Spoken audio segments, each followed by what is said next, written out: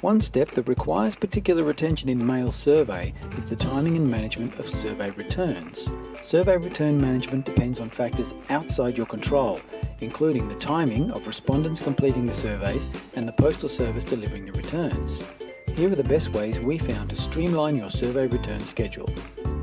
1. Set an appropriate response time window.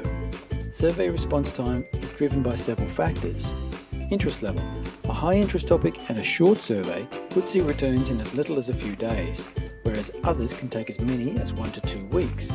Being mindful of this will help you set reasonable timeline expectations. In-home date. Depending on your mail delivery method, standard versus express, your respondents may receive the survey in-home in as little as a few days or as long as 1 week or more. Consider in-home receipt as part of your timeline window.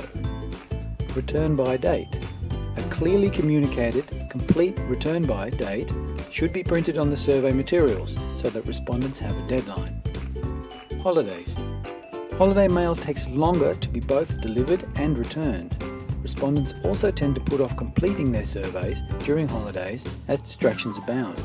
If you must send out your surveys during a holiday, allow extra time for returns. We typically recommend a 3 to 4 week return window for most surveys and 5 to 6 weeks during holidays to ensure participants have enough time to consider and complete their surveys. 2. Don't jump the gun on subsequent mailings. During your response window, you will notice that the number of responses starts to taper off.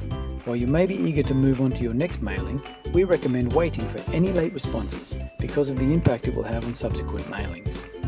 This is to provide the follow-up mailings a revised file of respondent names and addresses before going into production, which can take up to a week or more depending on the level of printing and assembly required.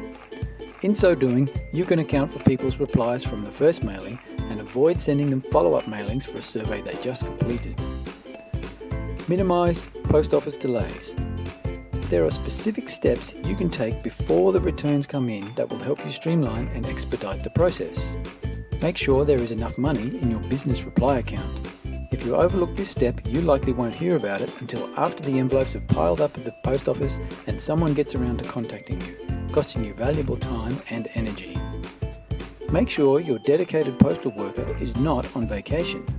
It happens more often than you would think.